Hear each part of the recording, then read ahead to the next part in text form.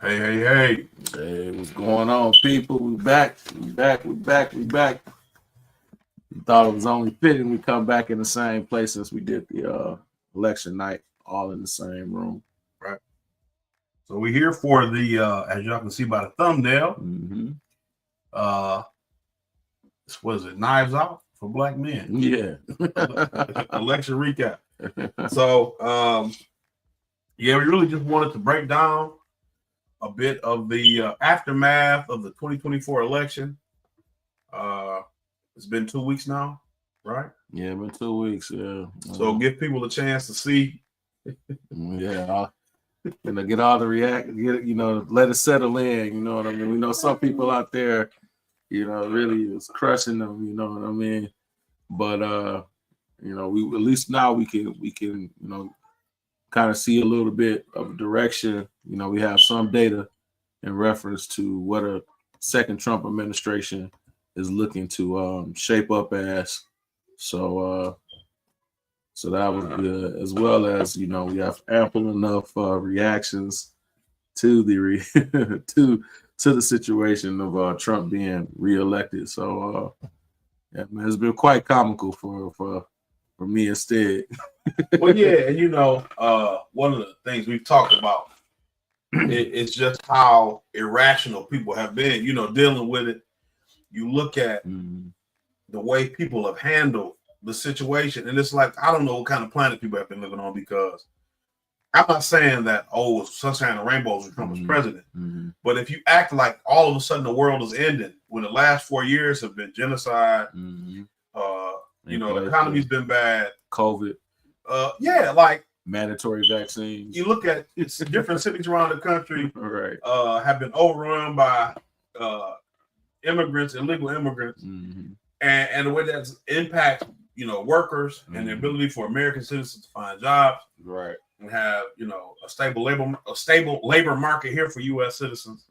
I mean, it hasn't been good, right. And so I think I won't say an unintended benefit, but I'll say just a benefit in my eyes is that more people are actively engaged in the political process with Trump being in office, right, than they have been in the last 4 years, and you can see that even again, right. The way people have acted, because they all said, "Oh, this is lesser of two evils. We vote for lesser of two evils." Right.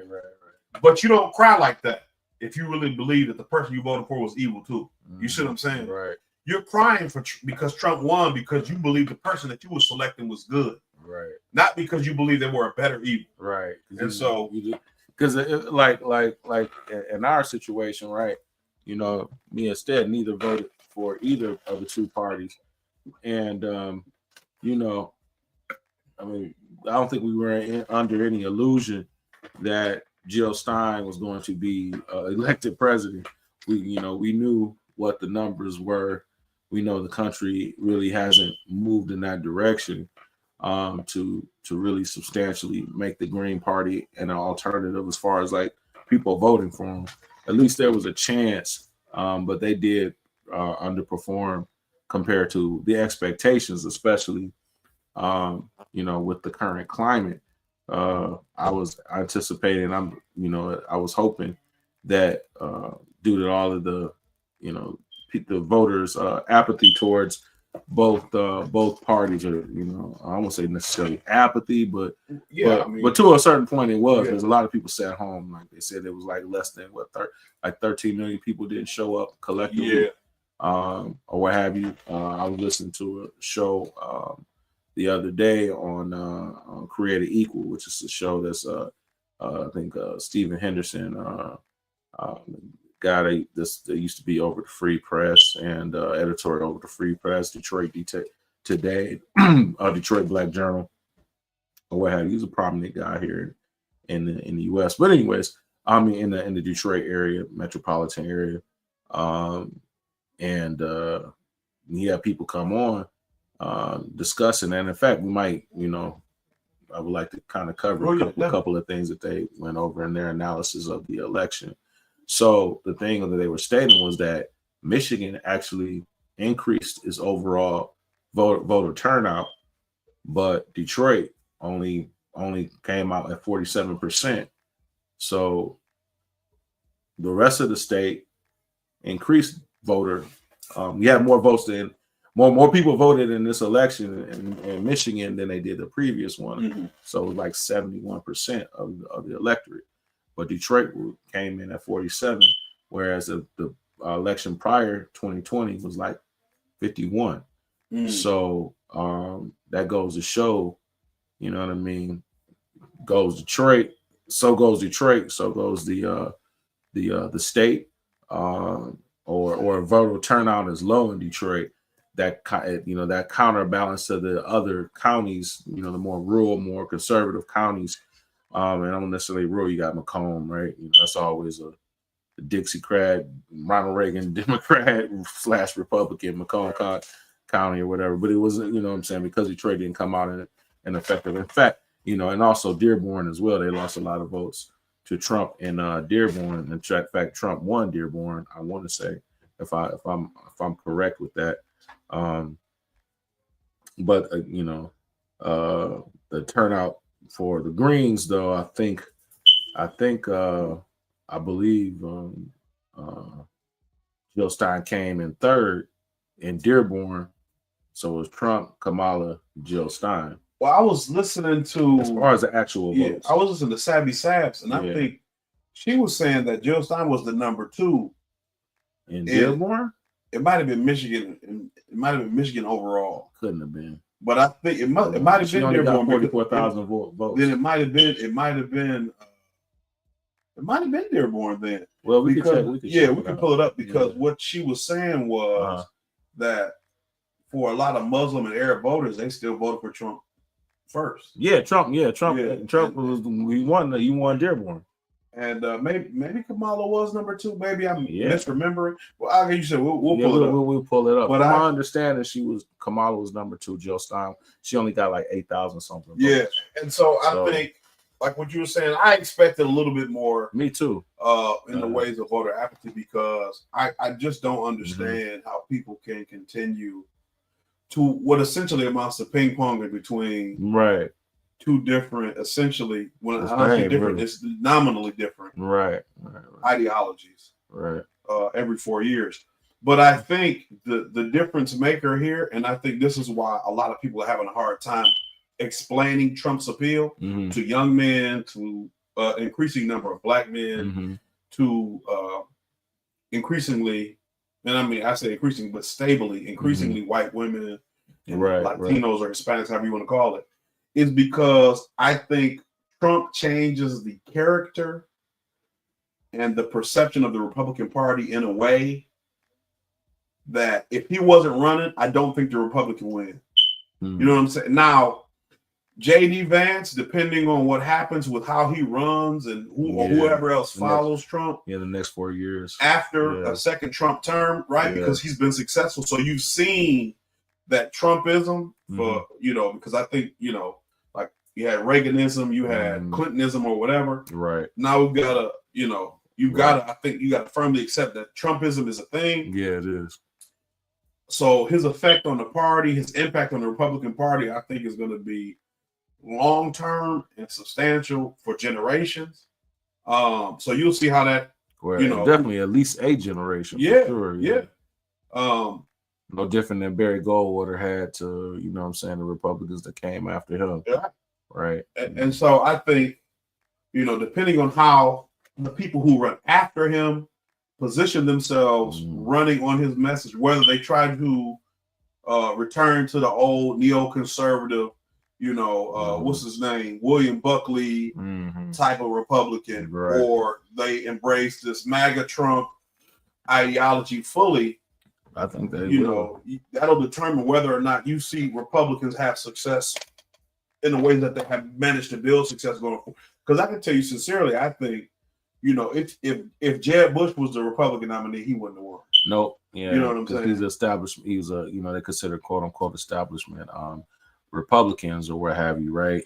So a lot of analysis I've been watching over the past 2 weeks, as everyone's the pundits are trying to explain, because they were severely off, because no one really predicted a landslide. Now, remember we talked about a landslide. Right.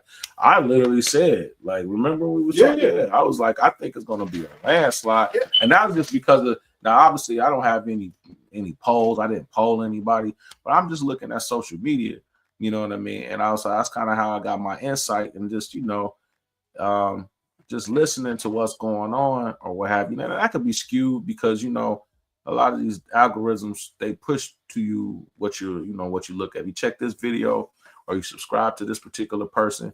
Now all of a sudden you're seeing this, other people that they're related to, in the space, what I'm saying? So I'm not saying like, it's that it's anything scientific, but from what I can gather from this, just from what I can see, even the first time with Trump, when Trump, I didn't predict that he was going to win the office. I thought Hillary was going to get it, but it was something about the vitriol that was spewed towards Hillary Clinton, because Hillary Clinton was a very what you call it? I'm sorry, what you said, divisive. Divisive, that's the word. I'm sorry, guys. I'm really tired. I've been up since like freaking like 12 midnight, so I'm a little tired. But yeah, she was such a divisive, polarizing person. And what made me think about it, where I knew something was kind of off, and I'm like, even though I didn't call it at that time, but based on that experience, it led me to feel like, oh, it could be, because I was seeing the same type of things again in regards to Kamala, right? And then also, the genocide and everything like that. But anyways, we're going back to Hillary Clinton, right? Because mind you, Trump beat 2 women, right? And there's been a lot of people talking about that, and trying to prove that America's sexist, right, based on the fact that he beat both Hillary Clinton and Kamala, or whatever, 2 females or 2 women, right? But anyways, what one of the things that one of the aha moments from back in 2016. At the time, I was serving in the Michigan National Guard, and freaking, I was on duty, when I was on duty, and so not even at that time, 2016, that was how many years ago? That was 8 years ago. So I'm 44. 14 minus 8 is 37, right? Mm-hmm. Am I correct? 14 minus 8 is 36, yeah? Yeah, 36. So I was 36 at the time. And so, I'm a sergeant. And I remember, I'll never forget, we were in the back of the, we were at the range, and we're transporting, back and forth between the barracks and the range. And a lot of these young guys, man, they're like 18, 19, 20 years old. So none of them were even really old enough to remember, the first Clinton presidency. I was, you know what I'm saying? But they weren't. And it was just like, yeah, fuck that bitch. I hope she gets, raped with a dirty dick or some dog dick. It was just so, I'm paraphrasing, but it was that type of level of vitriol, aimed at her way by these young guys. I'm like, why would you feel that way? Right. Why are you? Yeah. Why would you? You know what I'm saying? And that let me just know right there. Obviously, they are ingesting it from someone else or someone older than them, their parents or older relatives or something, or it's just in the zeitgeist of who they were. You know what I mean? Yeah. These are all like working class white guys. You know what I'm saying? Yeah. Young men, and that's what I knew. I knew something. I said something's up, bro. Something was up. And then but it was still, even at that time, I didn't see, I didn't predict that Trump was going to win the first time, but I felt that that had Trump not won, that his people that were backing him were willing to do violence. Vice was kind of showing some of this and some of their reporting, but we really didn't get to see that until obviously in 2020 is when we saw it, right? Or 2021. No, because when they confirmed it was still 2020. Well, no, yeah. January 6th was 2021. Was it Jan 6th? Yeah, because the election was in November. Right. So so Jan 6th, right. So, but like I was feeling like in that type of cult like following, you know what I'm saying? Like it was already there, and so yeah, man. So that's why, this time around, you know what I mean? Especially, and then on top of that, the dog pile that the Democrats did with the lawfare and everything, with the charges, you know what I'm saying? I won't say that they were freaking involved in the assassination, but obviously, it could be, people point to the fact that, the incompetence of the Secret Service. And that was definitely left something to be desired. Reference to that. But just the media bias, flat out bias, you know what I'm saying, against Trump, and was just like way overboard, more than what it had to me. Like, Trump is a lot of things you can criticize him with. You just don't have to go extra. You know what I'm saying? The Hitler shit, you know what I mean? Is he a demagogue? Yes. But is he Hitler? You know what I mean? The whole, democracy and the threat, blah, blah, blah, and all of that. You've heard people say, oh, we're going to put black people back in chains. And it's just like, what are you, honestly, and I feel like a lot of this, like, it boils down to the Democratic Party's inability to actually hit him on the issue because they're guilty of committing the same crime. Right, exactly. Like since you brought it up, like I knew he was going to be Hillary Clinton. Kind of for some of the same reasons you brought up, but I was heavily invested in Bernie Sanders. You know what I mean? Like heavily invested in Bernie Sanders' success. And so when I saw the Democratic Party really cheat him the way they did for Hillary Clinton, and the way the Bernie people responded, I knew there were enough Bernie people who would not be willing to vote for her. Right. To give her the support she would like. Because I remember in 2008 with Obama, like it was quite a bit of venom between Obama and Clinton supporters. And like I tell people, because you remember Hillary didn't win Michigan in the primary in 2016. And they didn't really have a gauge of her popularity here because in 2008, when Kerry and Obama ran against her, Jennifer Granholm had the primary in Michigan moved up and they weren't on the primary ballot. So she won all the delegates here because she was the only one on the ballot. So the DNC eventually tossed Michigan off because she got all the delegates kind of unfairly. Right. So when it boiled down to it, she didn't really have a measure of her popularity in this state, which is a swing state, it's a pivotal state, even though, I think they said Michigan had only voted for a Republican before Trump was Reagan. We didn't vote for Bush. Right. Any of the Bushes. Right. So after the way they treated Bernie, I said, I knew I wasn't voting for her. I wasn't voting for her because of her record, her husband, the history of her, I wasn't voting for her. Yeah, that was my reason behind it. And then also too, in reference to, like you said, I was a Bernie supporter as well in 2016. Not so much in 2020 because he wasn't for reparations. Yeah. But 2016 for sure. But I'm not a registered Democrat, so I couldn't vote in the primary. But yeah, I definitely supported what he was talking about as far as, Medicare for all, getting rid of student debt, the fact that he's a socialist or whatever, that's more lenient, that's more towards my political affiliation and identity, or what have you. So, that doesn't scare me. Right. When somebody says, socialist or what have you. That's not a bad word in my opinion. But, so yeah, I see what you're saying. Like the coalition had been broken, you know what I mean? Yeah. And like 90,000 people, she lost Michigan by 10,000 votes, and 90,000 people showed up and they didn't vote for the president, you know what I mean? Yeah. Or they voted for Jill Stein, you know what I'm saying? Or they voted third party, or they just skipped the presidency. They voted down ballot, right? And that was the margin that she could have, obviously easily. That's over 80,000,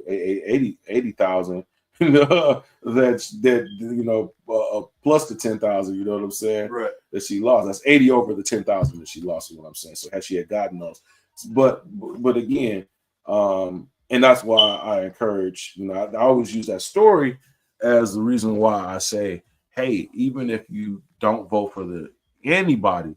Vote down ballot, because that's a measure of the fact that, hey, you went to go show up, you know what I mean, and you chose not to vote for the presidency or whatever federal election, and you just decided to do local measures or whatever, that shows that you're not empathetic to the process that you want. You know what I mean? And it was a protest vote, and that needs to be recorded. That has to be quantified because right after that, after 2016, that's in the 2020 election.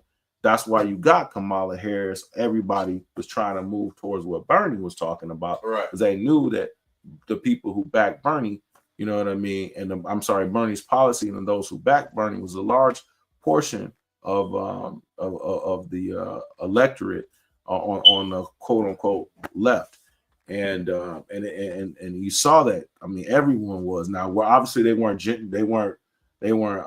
genuine about it, because as soon as the Democrats took control, they had it for 2 years. They had just like the Republicans right now have all three, have Congress, Senate, and executive. So did Joe Biden, and 15 minimum wage. That didn't happen. That didn't occur. Right. Well, and even like since you bring it up, right. I mean, Obama ran on it, but the whole thing with abortion, like, the Democrats try to essentially make this election a referendum on abortion. Right. They like to call it reproductive health or reproductive rights. Yeah. What is abortion? I mean, that's abortion, right. which is kind of like some, like 1984 double speak kind of bastardization of language, but like Orwellian, because it's like. But let's say, okay, Obama ran on codifying Roe versus Wade. When he got in office, it's like you can find the clip. I can find it, but if it's necessary. But where he says, that's not a priority for me.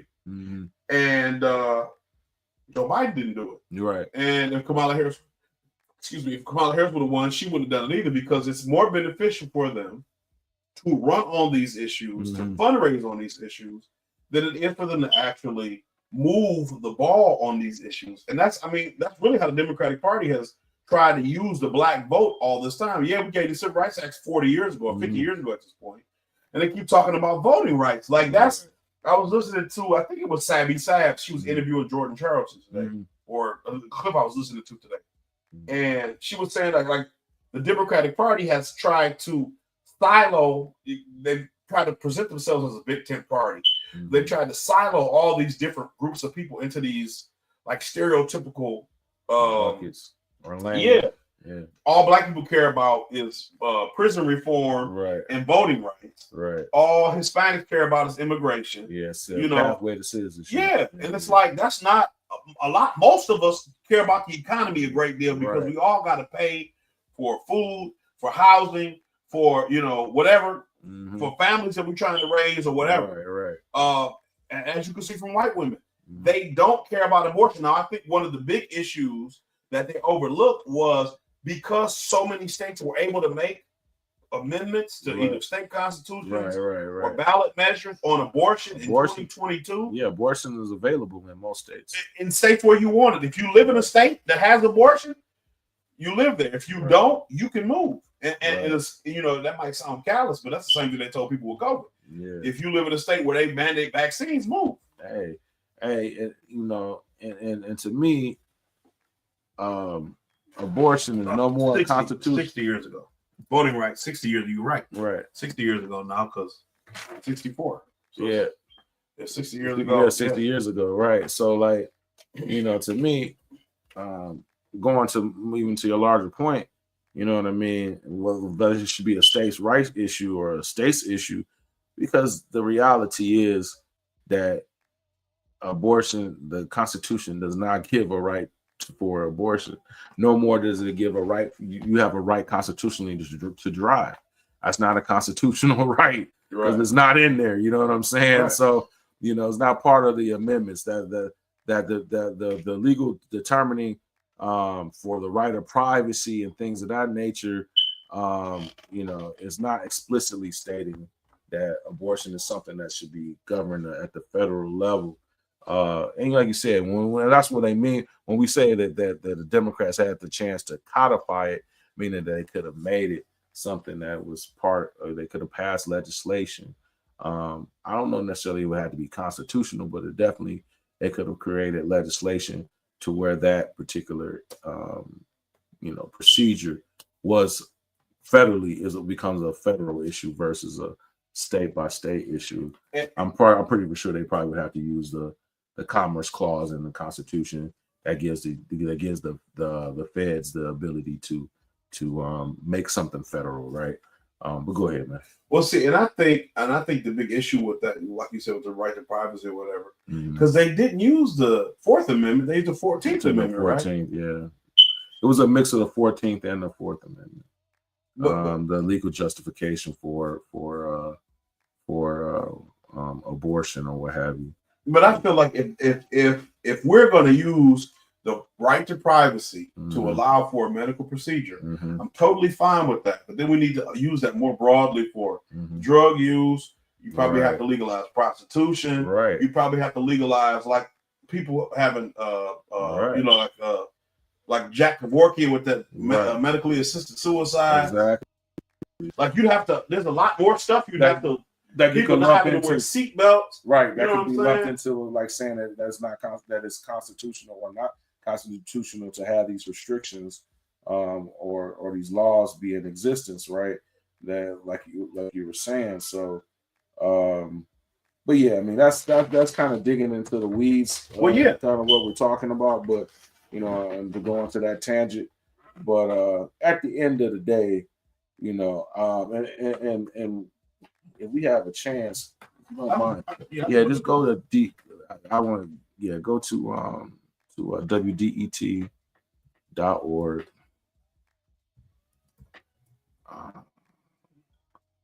When we go shows, it probably should be one of the latest ones. But podcast series. Yep. Current affairs. Podcast series. Let me see. Scroll down.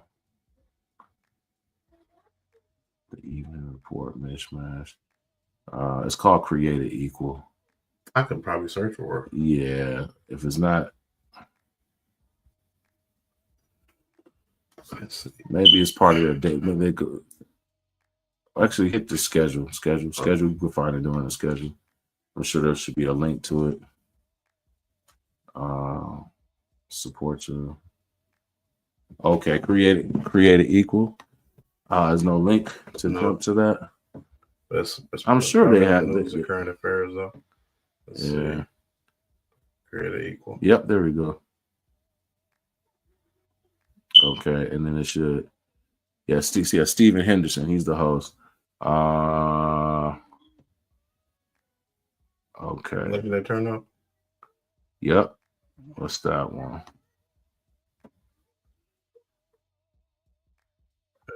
Here, I'll share the screen.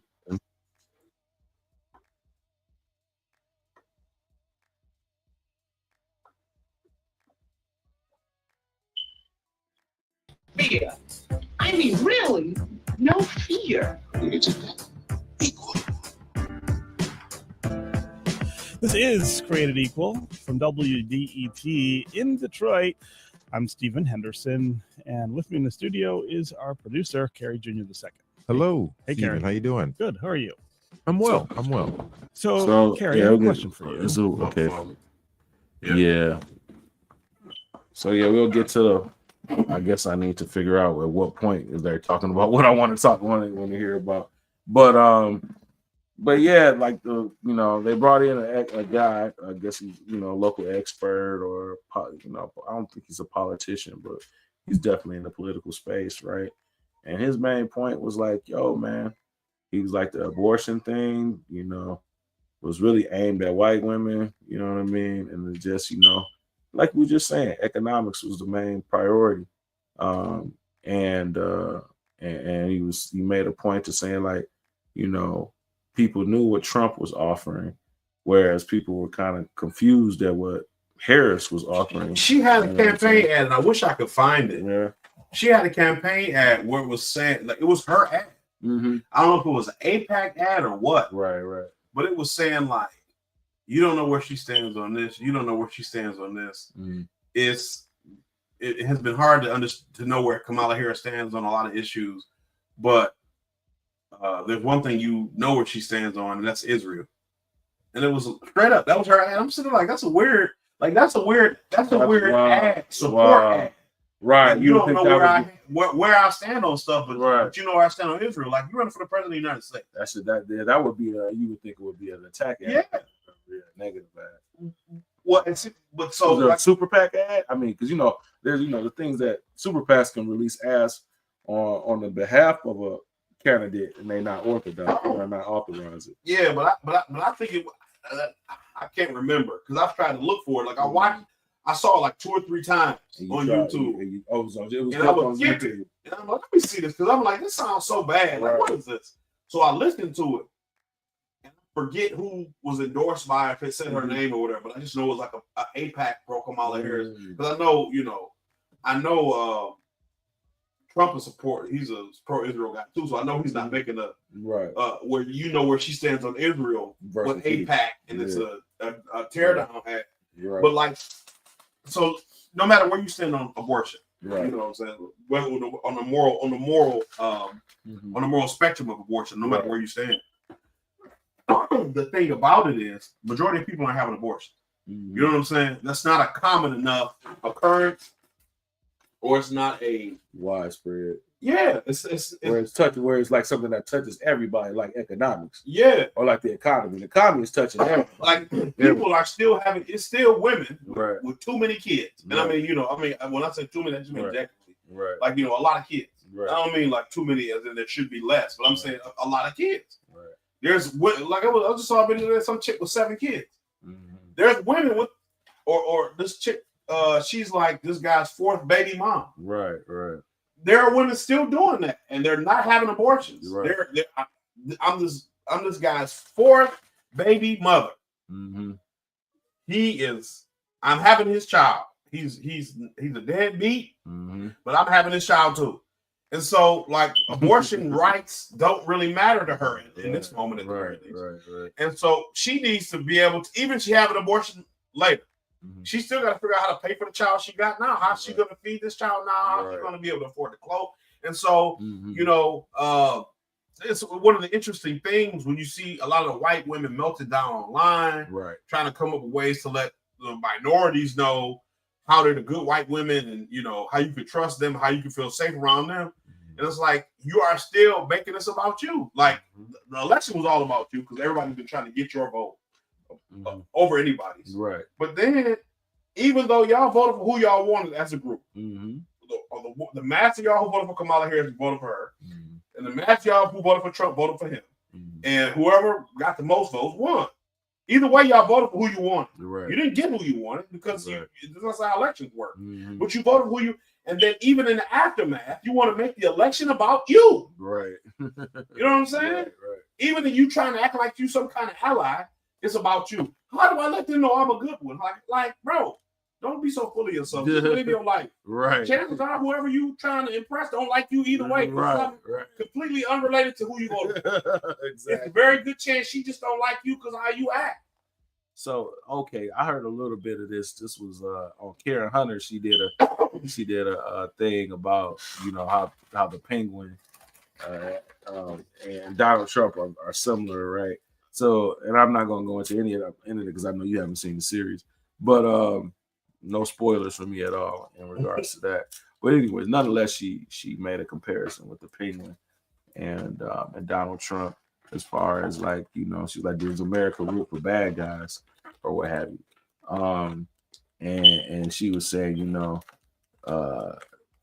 she's confused. She's like, she's walking around and amongst white people, and she's like, I don't know who's who. You could have been the one that voted for Trump or whatever, And she said something about something about a blue bracelet. Yeah. So I heard her reference that.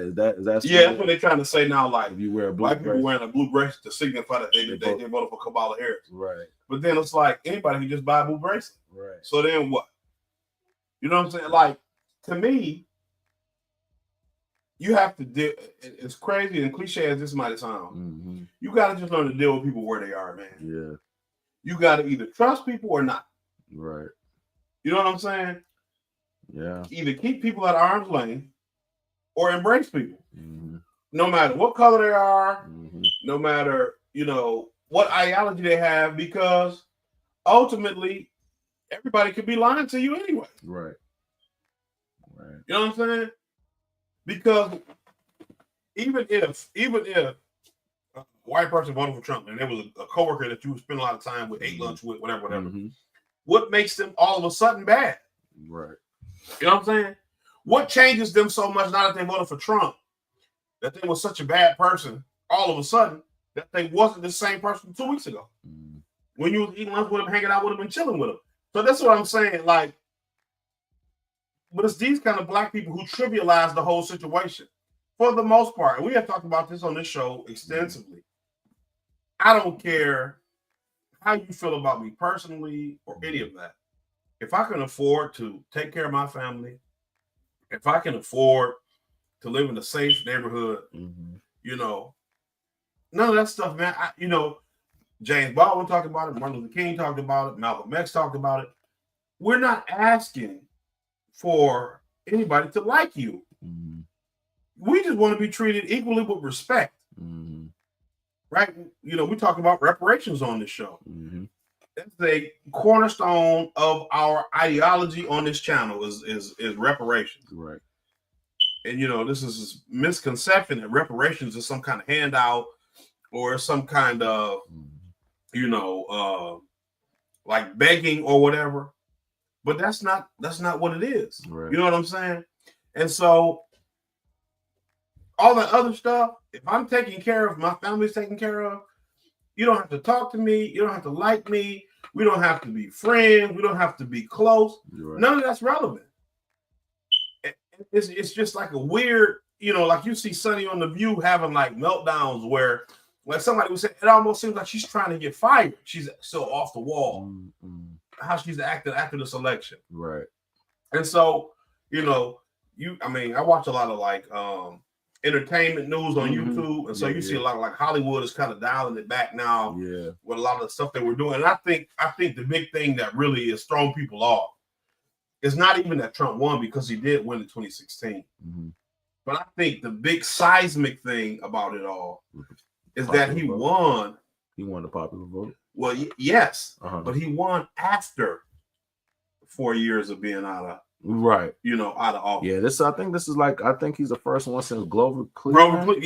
To like skip a not to have consecutive terms in office, right? You know what I mean? And then too, after everything that they threw at him, and then he won the popular vote, and it's all. I mean, yeah, they're definitely scared. You know what I'm saying? At the bare minimum, because he has all forms of control of government. Well, the Republicans have legislative, judicial, executive, and with that comes a lot of leeway and power. And like they say, he's the first Republican to win the popular vote since George Bush when he was against John Kerry. But like, I was listening to Chapo Trap House, and I remember this. John Kerry dropped out before they finished counting all the votes in Ohio. So like they said on Chapo Trap House, on this show, we believe John Kerry won Ohio. He won the popular vote. And that was like, if you remember that dude who got tased at the University of Florida, that don't tase me, bro. Yeah, I remember that. He got tased asking John Kerry about that. That's the question he asked. Right. He was like, Senator, isn't it true? Like Dave Chappelle does a joke about it. He was like, isn't it true that you won the popular vote in Ohio and you dropped out before? Like they was talking about do a recount because they said Kerry, because Ohio gave Bush the White House. Right. And they were saying, because Michigan didn't vote for Bush. Michigan, Wisconsin, Pennsylvania all went to John Kerry. Right. You know what I'm saying? I think Bush got Florida. Yeah. But like Ohio was the swing, was the deciding state, if I'm not mistaken. Right. And John Kerry conceded. But they was both in the same fraternity, Skull and Bones at Yale. Right. And so he said, isn't it true that you won Ohio, but you, and like John Kerry, Dave Chappelle said John Kerry like tugged his ear and then he got tased. He was, don't tase me, bro. So he could, before he could finish asking the question. But that's the situation. So Donald Trump potentially Mm-hmm. is the first Republican in 40 years to win the popular vote. Right. I mean, I say potentially, but conspiracy brother. Mm-hmm. In 40 years. Right. He's the first one in 40 years to win a popular vote. Right. And like you said, he's got the House and the Senate and the courts. Right. So, I mean, this is something I wanted. I really, this kind of been eating away at me. Mm-hmm. So you have that poster. What's his name? Alan Lichtman. Have you seen any of his where he was talking about the 13 keys while Kamala Harris is going to win? Oh yeah. So I think he misread his own keys. That's why the result was didn't turn out the way. So originally he said the Democrats was going to lose. Right. When Joe Biden first dropped out, he said the Democrats was going to lose. Then he did some stuff to finagle his keys. I don't know if he got a call or what. Right. Because the media really has seemed to be manipulating public perception is what they've been trying to do. Right. So he was saying, "Oh, Kamala Harris is gonna win now, whatever." Right. And there's a video of him. You can see him real time seeing that Kamala Harris was losing. He kind of was like, "Oh, I'm not gonna be doing any interviews. I got to understand what happened. I got to go back to the drawing board." Because he was looking at historical data. He claimed he predicted like 40 races or something. So the thing about it that I looked at, about all these different pollsters, like that one lady who said Trump was going to lose. Kamala Harris was going to win Iowa by 3%. Yeah.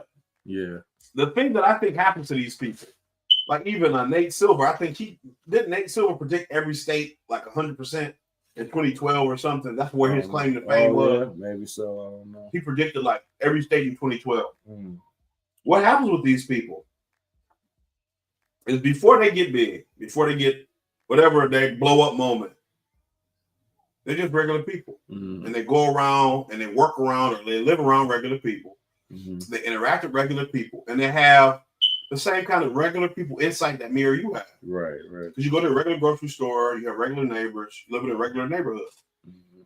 But then they get successful, they predict an election, or they have a couple successful predictions because of their polling or whatever. Right. And you get a decent job. Maybe MSNBC or CNN invite you on their show, or the New York Times has you from polls or the Democratic Party. And then you move. Right? You got more money. Right. You get a different crowd. And so then your perception changes because all the people you're around now think how you think. Right. They're educated, liberal-minded, heavily liberal invested type of people.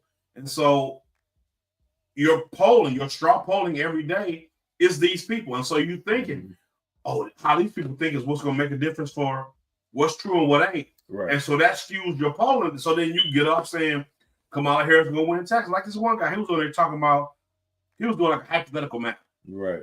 He was like, yeah, I got Kamala Harris winning all these swing states. And I don't know for the life of me, I don't understand why they consider Georgia a swing state. Like it's like they're trying to cast a spell or something by repeating it over and over because Georgia's not a swing state. Georgia's a red state. It went blue for whatever reason in 2020. Now, when I say for whatever, my tinfoil Koofy's right here. Right. You thinking this right. So it went blue for whatever reason in 2020. For the same reason that Kamala Harris lost 10 million votes from 2020 Joe Biden's numbers to now. Right. But when you look at the he was saying like, yeah, I gotta win all the swing states. So all of them plus Georgia. So North Carolina, Virginia, Michigan, Pennsylvania, Wisconsin, Nevada, I think Arizona. And then he was like, I gotta win in Florida. And I can make Texas blue, but I'm not. I'll just leave it. And it's like, bro, what are you smoking, bro? Right. Texas is not going to be a different. I mean, maybe one day. But all the people who are leaving California to move to Texas are moving to Texas because they like Texas. Right. They're not moving to make Texas California. Right. A lot of those people are moving because they don't like California. Right. They don't like the policies or the politicians or whatever, the taxes. The taxes, yeah. They're not moving to make Texas California. Yeah, there's no state income tax in Florida. In Texas, just like right. And that's the thing I was thinking about. Florida used to be a swing state. Used to be. It used to really be like, oh yeah, Bush won Florida, but Obama won Florida, Clinton won Florida. Yeah. Like it really did used to change. It's pretty steady red now. Yep. It's a pretty stably red state now. Yeah. Instead, man, I'm gonna have to head on out, bro. Okay.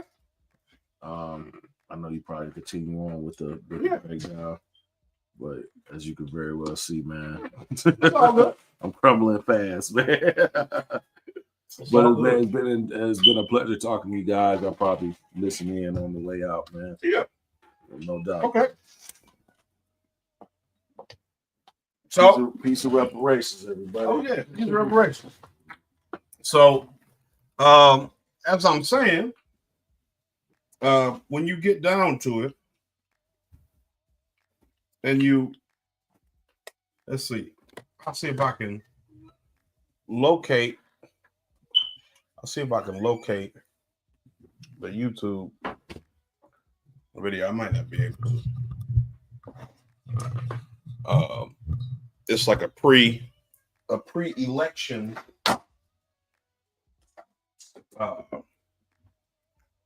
a pre-election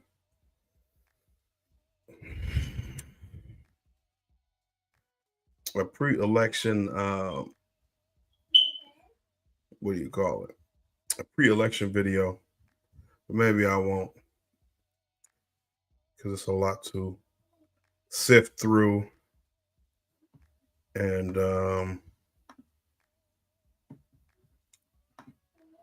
but I mean, essentially it amounts to cope, right?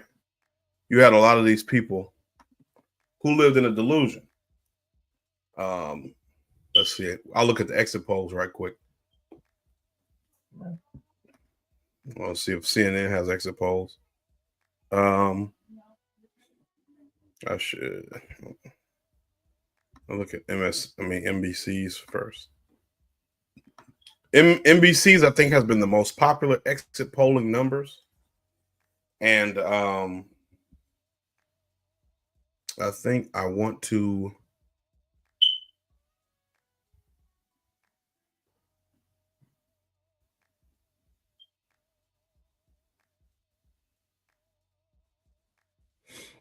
I'm going to share the exit polls from MSNBC just because, pardon me for my noise, I got to put my pop screen on. But I think when we look at some of the more popular exit poll numbers that we've seen online, I think I keep saying MSNBC. NBC's exit polls have been the most popular. So I'll just go with theirs for that reason. So here we go. So of the men, 42% voted for Democrats, 55% voted for Republicans. Of the women, 53% voted for Democrats and 45% voted for Republicans. So this is the thing I don't get, right? And you can say, hey, you know, because this has been basically the situation is white women voted for Trump. And I mean, I'm not going to say that's not true, but what I will say is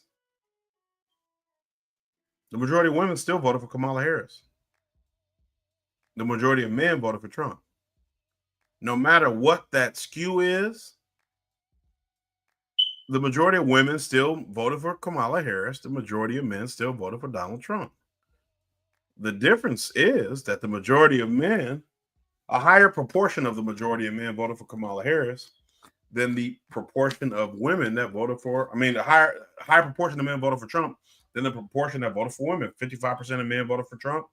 42% of women voted for Kamala Harris.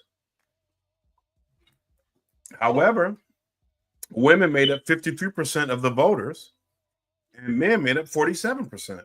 So you still have more women voting. Let's see. Are you white? So 71% of voters were white. 57% of white people voted for Trump. Are you black? 11% of voters are black. 12% of voters are Latino. 46% of Hispanics voted for Trump. 13% of blacks voted for Trump. So, I mean, you have black people voting about 13% less than not 13% less, about 3% less than our population, our general population. White people are overrepresented by about 10%. Looks like Hispanics are underrepresented by about 4%. And Asians may be overrepresented by about 2%. Do Asians make up about, I guess they make up about 2 to 3% of the population. I don't know what other would be considered in this. I don't get it, but other voted more for Trump. Asians lean more toward Harris, but they also lean more other. Hispanics lean more towards Harris, and black people, overwhelmingly lean more toward Harris. But if the white people are 71% of the voters, 57% of white people, you know, and then the same stat again, if you're white, but now this says other is 2%, so I guess it breaks it down a little better. American Indians voted for Trump. So that's funny because I'm reminded of that Paul Mooney joke where he was talking about how Trump was saying to Indians about the Indian casinos and how that was unfair or whatever. But anyway, includes American Indians. So white people voted, as we saw, 57% of white people voted for Trump, 33% of non-white people, if you lump them all together. But that's only 30% of the electorate is non-white. So, I mean, I don't know what you want. White men made up 34% of the electorate. 60% of them voted for Trump. And white women, 37% of the electorate. So the greatest proportion of the electorate, 53% voted for Trump. So still less than white men. But the largest group, the second largest group, Latino men voted for Trump at 55%. Latino women at 38%. All other races, 46%. Black women at 7%. Black men now at 21%. I don't necessarily want that number to be higher. I would like that gray to be larger, but it is what it is. I'd like that blue number to be smaller. I'll say that. Age group. Trump won 45 to 64. They were within a point of each other in the 30 to 44 range.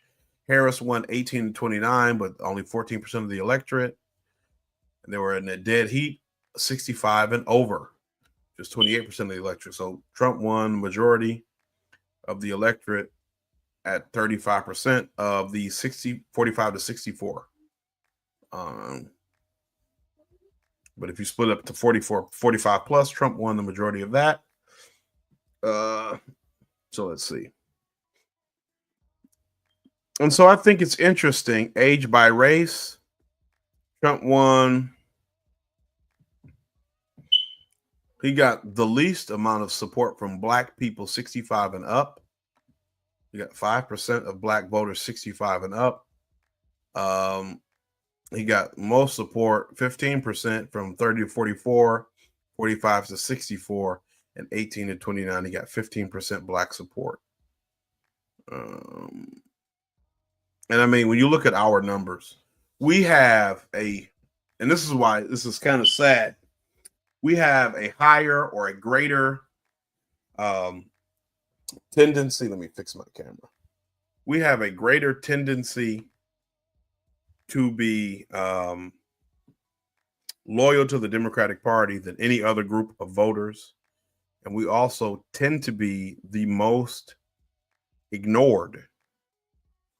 And so, you know, one, I mean, I don't co-sign genocide. So, you know, we have never advised anyone to vote for the Democratic Party. But on the face of this, where, you know, we make these votes, we pledge our votes to these people, and we still don't get any anything for it. I mean, you know, it would be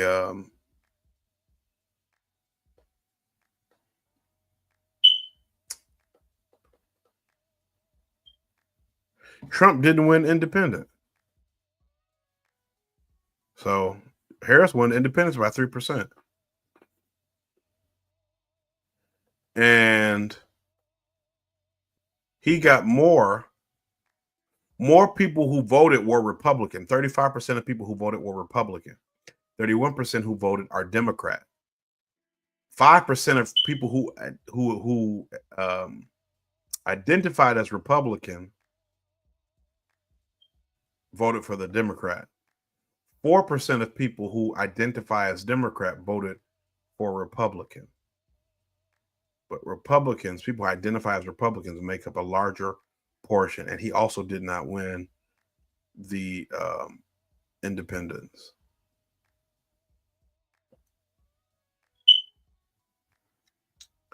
However, on most political matters, 90% of conservatives voted Republican. 40% of moderates voted Republican. So, I mean, you know, this is actually pretty interesting if you ask me, when you look at the exit polling data. But what I was going to say, I also think that some of the exit polling information still may be off. I still think that more Black people voted for Trump than is evident in the exit polling data. And I think less,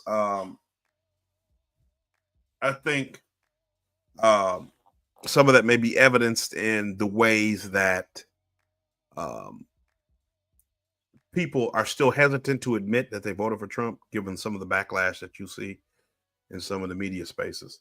Let me see if I can find some videos of some people that I do want to show. I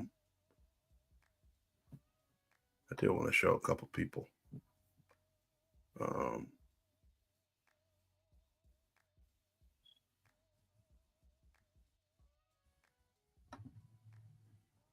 Because I think this is good. It will break up the monotony a bit. But let me make sure my sound is our good. neon sign. Elon motherfucking Musk!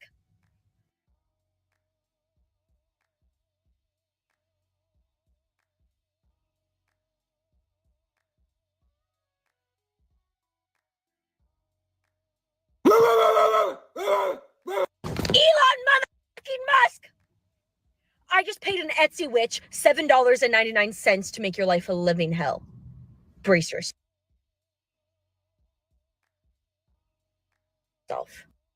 Y'all are weird.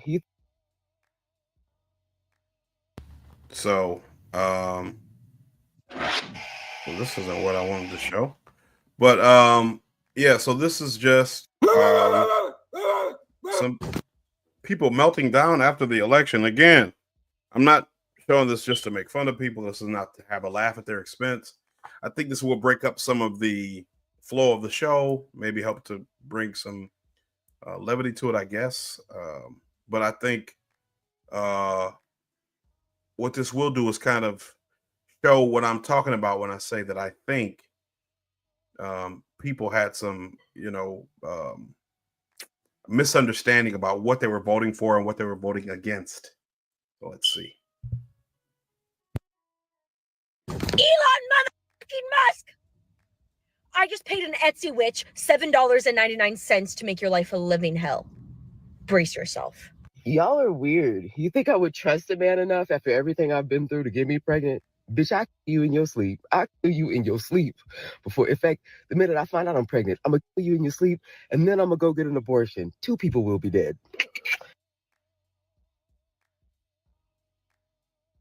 I just wanted to pause here because I wanted to, I mean, this is jokes. I'm not going to be, oh, wow, I can't believe she said this. Because a lot of this is jokes. But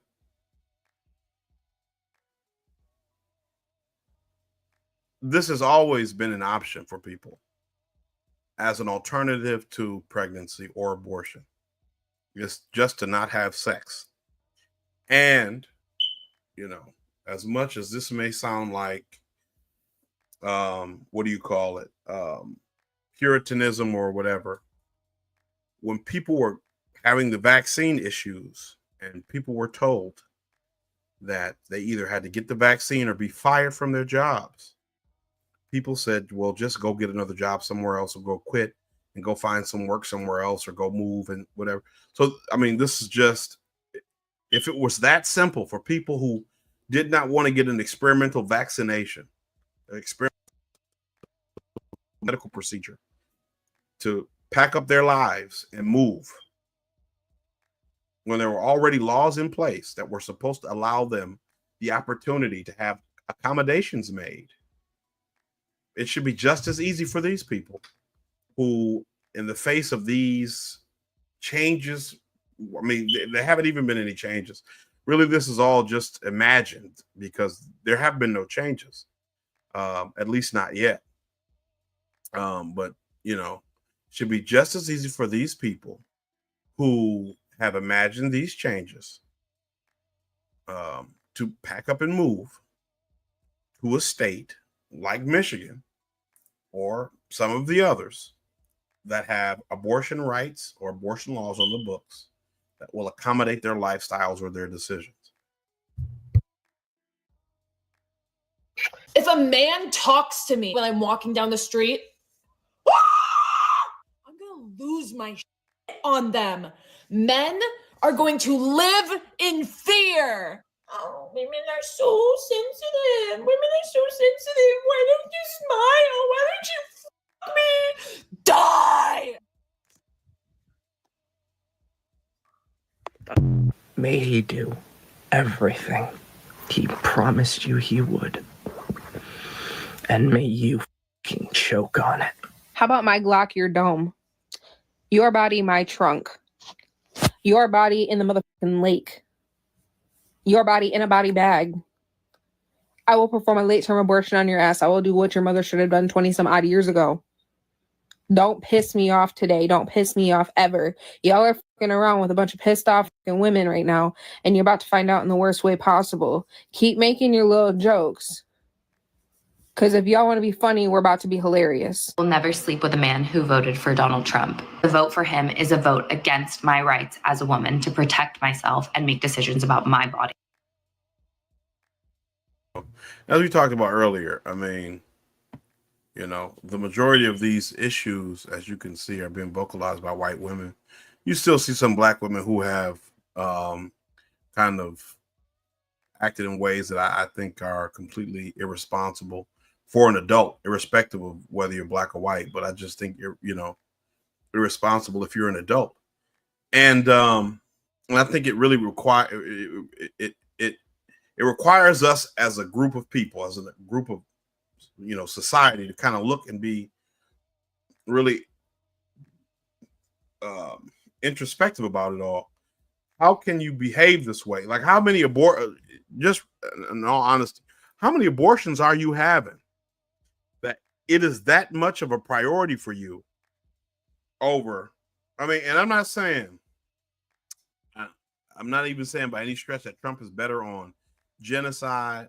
I'm not saying that Trump will be better on the economy. None of that. I'm not saying any of that.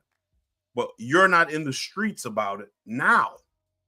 The president we have now, Joe Biden, who is still president, who has still been president, who was president all while Kamala Harris was running for president the last 100 and such days or 80 some days, still has power to enact some type of change, positive change, to end the genocide in Israel, to end the war in Russia, or at least to stop funding both. To, use those monies, redirect those monies to improve the lives of American people in this country, right? we could be pushing for a comprehensive reparations program for descendants of freedmen in this country. He could be blasting advertisements or spending that money to fund educational programs to talk about reparations in this country. But they are not doing that, right? As we have seen with the migrant situation, and you know, this has kind of been in a lot of these discussions, I've kind of been a man on an island, but I am against immigration, not immigrants, right? But immigration, because I understand that in general, it has been used as a tool to destabilize the working class in this country. I don't have an issue with immigrant people, right? I don't have an issue with people trying to come to America for a better life. The issue is that this country uses immigration as a way to cannibalize its citizens, and it pits us against another group of more desperate people. That is why this country empire builds. That is why this country invades and destroys other countries all around the world. That is why we go to South America and we kill presidents and we destabilize those countries. And you know, I was watching a video on Heartlands Media with Kit. I forget his last name, starts with a B. But they were talking to, it was an interview somebody was giving an AOC, and he was talking about how was it AOC or was it maybe it was the Duran, and they were talking about Marco Rubio because he's been rumored to be the new Secretary of State in the Trump administration, which I think is a horrible pick. I think you know, obviously you have to wait and see what happens, but at the very least, it's not a good sign. But you know, he was saying that they were going to Venezuela or telling Venezuelans, you know, to come to America or whatever. One of the two of them, either I believe it was Marco Rubio, now that I'm kind of remembering what I was watching, telling Venezuelans to come to America, right? And so you destabilize countries like Venezuela. You call them communist or socialist, if they are, and then you bring their citizens up here, which includes their gang members, you know, or whatever. And then the quality of life for American citizens goes down. It's not a situation where every American citizen is well educated and well equipped to work in modern America. It is well paid. That the American family is well taken care of to the sufficient level required to succeed in the modern world. And there is a surplus of labor. And so then you must import workers. It is a situation that you have a surplus of so-called low-skill work that you don't want to pay livable wages to the American standard. And so you want to import people from other countries who are desperate, sufficiently desperate enough to do the job for whatever meager wages or benefits they'll be provided from American corporations. And so that's my beef with the immigration process, legal or illegal, because the immigrant is used as a pawn. Their quality of life only improves insofar as they are able to survive the crippling exploitation that is occurring in the transaction. And when I say survive, I mean not asking for raises, finding a way to manage to survive in some of these cities like San Francisco or San Jose, California, or New York, where the rents, the mortgages, the cost of living is extremely high, extremely difficult. And you still have to live here and navigate a family here and whatever, as a first generation or new immigrant. Right? Countries aren't supposed to operate that way. But given the system that we live in, where the financial exploitation is paramount, capitalism, That's what happens. Right. And I'm not trying to preach to you about any specific financial situation. But what you have to understand, and this is something even Trump has acknowledged, J.D. Vance has acknowledged this. If you're a Trump supporter, I was a Bernie guy. Brother Gerard was a Bernie guy. So, I mean, any other Bernie supporters who watch this show, this is not lost on you. But, I mean, the way this country operates at this point is a rigged game. They just had, I believe it was in Forbes, the median age or the average age of home, it was the average, not the median. The average age for a first-time homeowner or a home buyer in America today is 52 years old. Let me see if I can find it.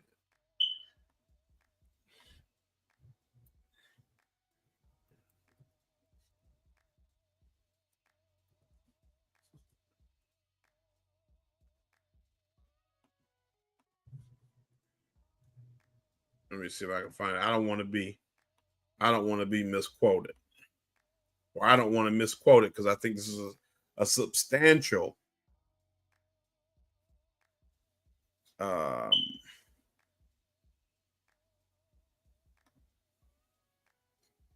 think this is a substantial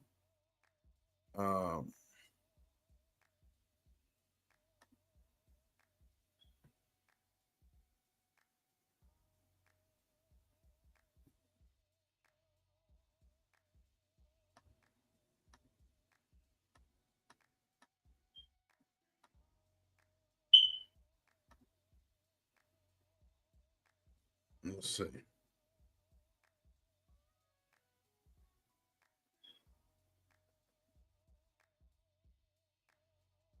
So here we go. This is from Fast Company. Buying a home used to be considered a rite of passage for many Americans. However, these days, the financial challenges of buying a home are simply too great for more and more individuals, and especially families. That difficult truth was exposed in a new report from the National Association of Realtors released this week. It also showed the average age of home buyers is now higher than ever. According to the report in 2024, the average home buyer was 56 years old. So it's not the average age of the first home buyer, but it's the average age of a home buyer in 2024.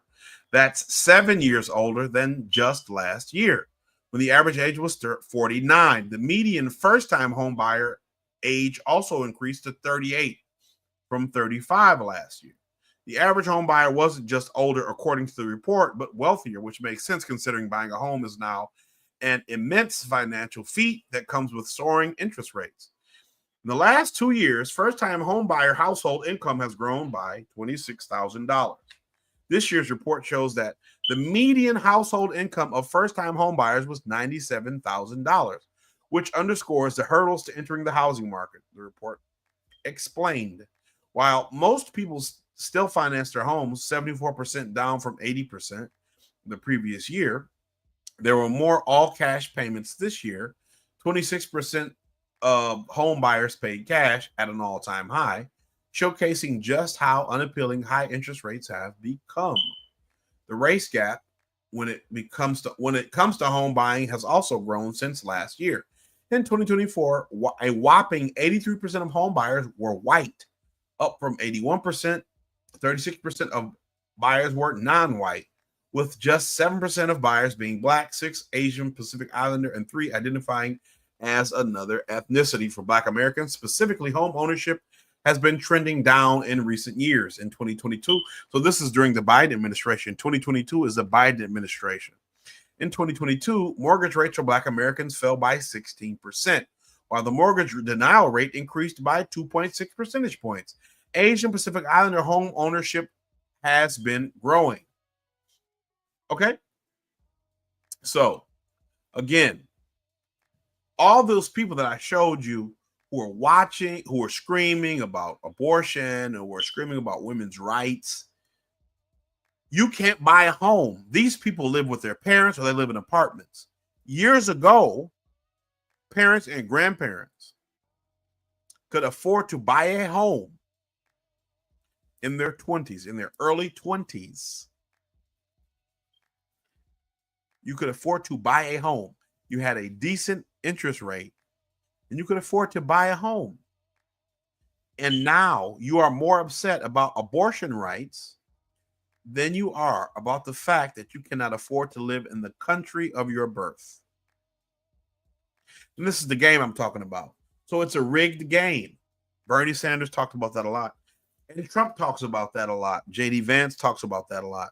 So this is something that, you know, is pretty universally accepted as a commonly understood problem. Now, they have differing views about how this should be addressed, but this is a common issue. And it's important to understand the reason the Democratic Party has tried to emphasize abortion rights, and they have not emphasized Black homeownership rates decreasing or any of these other negative metrics, home ownership rates in general for young people, right? Says another group who have struggled to buy homes this year, people with children. 73% of recent buyers did not have a child under the age of 18 in their homes, the highest rate on record. That statistic drives home just how modern expenses have altered the way families live. From groceries to childcare, families are strapped, immensely stressed, and home buying seems out of the realm of possibility for many. We've talked about this, you know, a lot. BlackRock, Blackstone, those investment companies, Vanguard, they're I always forget which one it is, BlackRock or Blackstone, but they're the largest owner of single family homes in this country. So they buy up all the single family homes and then they rent them out, and you can't ever afford to buy a house. They're paying for these houses in cash. BlackRock or Blackstone has if I'm not mistaken, they have a $10 trillion valued portfolio. So they can buy these homes in cash, and you'll never have the opportunity to buy a home in this country. I was watching something on More Perfect Union where they're talking about more and more auto manufacturers are switching to a subscription model for their vehicles. So what is happening with cars is that, let's see if I can find that. What's happening with cars is, so Tesla already does this, and this is why I think Tesla is a scam. If you own a Tesla, I think it's a scam. But what happens when you purchase things on a Tesla, like, you know, you get a car that's fully loaded, you know, and they have the driving assist and all this other stuff, you don't get to keep it. You know, the autonomous driving features or whatever. You pay to get that unlocked, right? And after you pay to get that unlocked, you don't get to keep it unlocked if you sell the car. If you sell the car, the person you sell the car to has to pay to unlock it so they can use that feature that you've already paid to unlock. But here I found it's a YouTube short. So let me make sure that the sound works, and then I'll pull it up.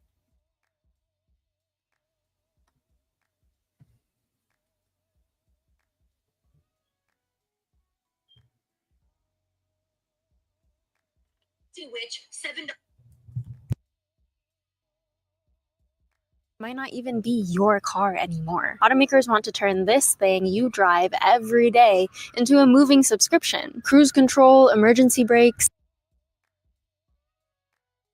heated seats. So let me see if I can try to rewind it, and then I'll just give you so it says subscriptions are ruining our lives. Automakers want to trap you in debt.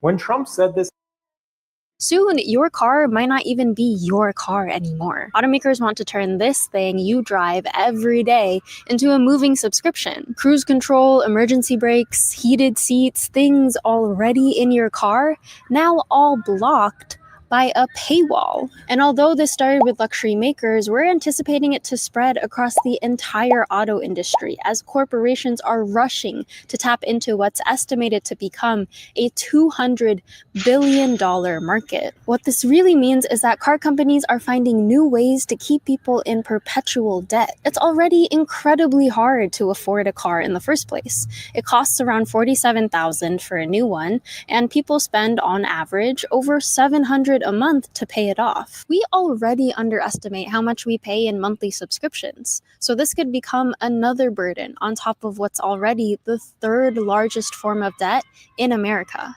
Soon, your car might not even be. So, as you heard, we've talked about this with a lot of different things. You know, Adobe Creative Suite is a subscription-based service.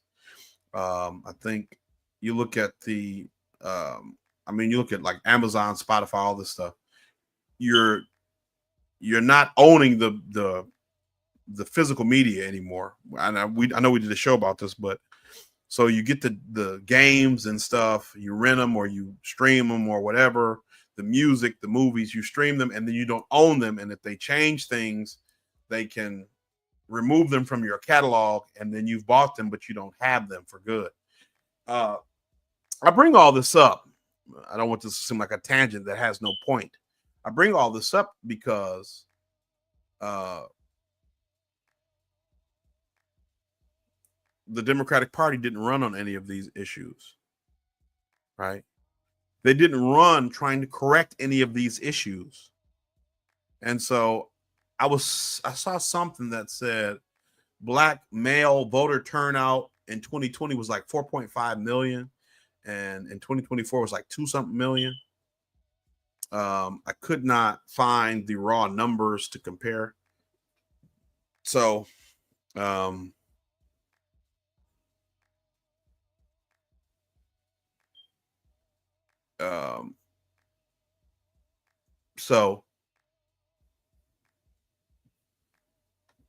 you know, this is again what I'm talking about. They want to run only on abortion. And, you know, the reason the show is called Knives Out for Black Men, election recap, I don't think I'm going to look for it, but you find videos of black women specifically talking about how, you know, they're done with black men. They can no longer trust black men because black men voted for Donald Trump. And like I showed, black men voted for the Democratic Party at 21%. 77% voted for the Democratic Party. Black women voted for the Democratic Party at 90-something percent. 91, I believe it was.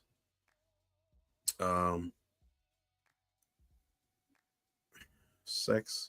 Yes. Black women, 91%. Black men, 77%. And, you know, you have, again, white women, 53%, Latino men, 55%, Latino women, 38%, voted for Republicans. All other races, 46%. But you want to shame black men for either voting for Republicans or deciding to stay home and not vote at all.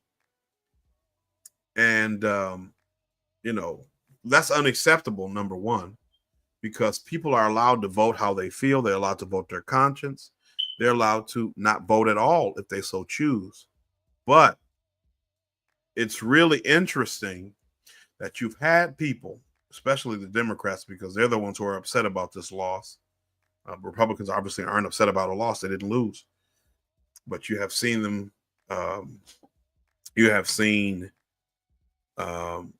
people who have championed or claimed to champion pro-immigrant sentiments, pro-minority, pro-black, whatever sentiments have come out now and said, I hope you get deported, like I showed you in the video. The guy said, I hope everything that you voted for comes back to you. Like we don't all live in the same country. So even if you believe that Trump supporters are going to get everything bad that happens to them because they voted for Trump, you still need to acknowledge, to recognize that because you live in this country, whatever is applicable to a Trump supporter is applicable to you too. See what I'm saying? But this is the kind of thing that, and Nina Turner talked about this, that the Democratic Party has demonized masculinity in a way that has pushed black men away from the Democratic Party. And so it doesn't have to be the Trump. I'm not the kind of person who's going to try to make some, appeal to, hey, vote for the Republicans. You vote your conscience. If it makes sense to you to vote for the Republicans in this instance, go for it. If it makes sense for you to vote for the Green Party, like me and Gerard, go for it, right? If it makes sense for you to sit home, go for it. If it makes sense for you to go and write your own name on the ballot, go for it. But, it's interesting that this is the course of action that people have decided to take. You have the Democratic Party has completely taken the black community for granted. And it appears for the most part that black women are fine with that. As is their right as voters to be fine with that. And black men have decided that they are considering other options, even only just 20% of us. Or, it'll be what, 23%? Because 77% still voted for Kamala Harris. You see what I'm saying? I wish it was higher. I wish the number that didn't vote for her was higher. Like I said, I wish the third party or other option was higher. It didn't work that way, but so I think I'm going to cut the show. Just wanted to do a bit of a recap for the election. We hadn't done a show since the about 6.5 hour election night stream. And I think, it's been about 2 weeks. It'll be 2 weeks Tuesday. So people have gotten a chance to settle into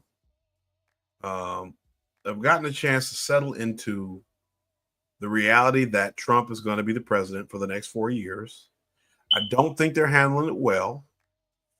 And hopefully they'll gain some clarity as time goes on, use some of that momentum to organize, to protest, to try to enact some real changes. I don't see it happening because the way these people are behaving, I think it's going to be one of those kind of,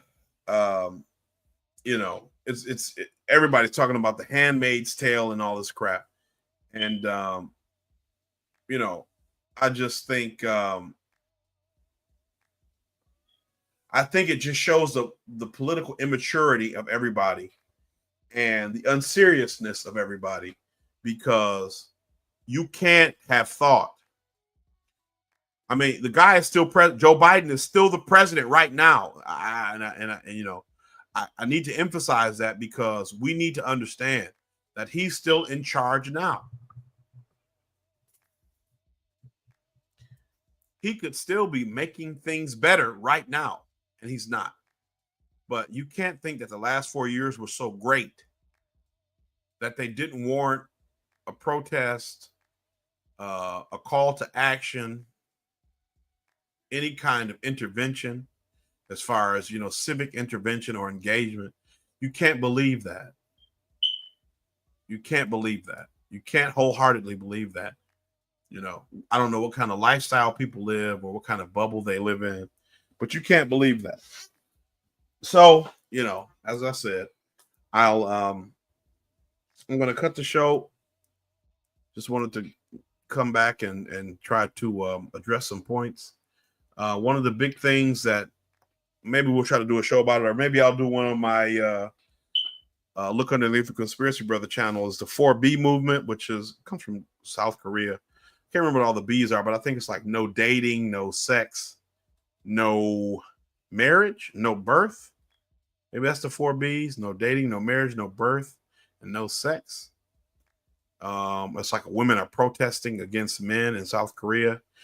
I think that's how they try to portray it over here, but I think the protest is more against South Korean social order, like the way their society is engineered.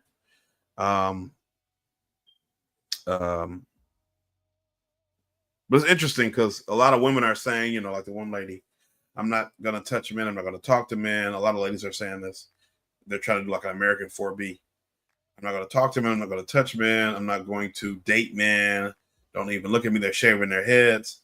And like we talked about on the show a couple years ago, there's an increase every year, every day, every month in women who are using OnlyFans and other types of websites to sell sexual services. And so at the time when I talked about it, I said that was a sign of a social decay. And I wasn't saying this as a moral statement. I was making this more like as just or like a value statement, but I was making this as an observation, you know, because we need to understand as a society that typically it is not anyone's first choice to sell sexual services. And when we see those types of things, we need to ask questions about why. And so, you know, because we don't typically see that kind of thing happening and we see it increase, there must be some kind of, you know, some kind of external forces at work that are causing this increase. And typically it's economic. And so we did follow-ups talking about how, you know, the OnlyFans market and services like that are oversaturated because so many women are trying to sell sexual services and products online. And so I would like to know for so many of the young women who are doing this, how does the 4B movement fit into that equation? Right? How do you reconcile those two different? And again, you know, we're not protesting the fact that you've given, like, you know, you can look on our channel. We've done the Black in Ukraine episode. Then we did the Ukraine Revisited Part 1 and Part 2, which I did to give quite a bit of information about the situation in Ukraine. Let me drop this down. But you know, I think it would be important. It's important for us to understand that there is not a political solution to the problem that we're in. You know, it's going to require action on our part to alleviate the situation that we're in. It's going to require, you know, engagement and involvement in a meaningful and deliberate way in order for us to get, you know, any kind of substantial change in our situation as a country. And so if we're going to try to rely on a president or a party or a situation from one administration to the next, it can all be wiped away. So, you know, we need to be fighting and advocating for something more substantial and something more concrete that cannot be, with the stroke of a pen, overturned as swiftly and as quickly as we have seen some things in the past. Again, so with that, I'm going to leave you all on that note. Appreciate you spending time with me on behalf of Brother Gerard, Brother Darvell, Brother Ernest, with the Freedman Collective. It has been my pleasure. It has been our pleasure to have this time with you. And we hope you will join us again on our next show. Thank you.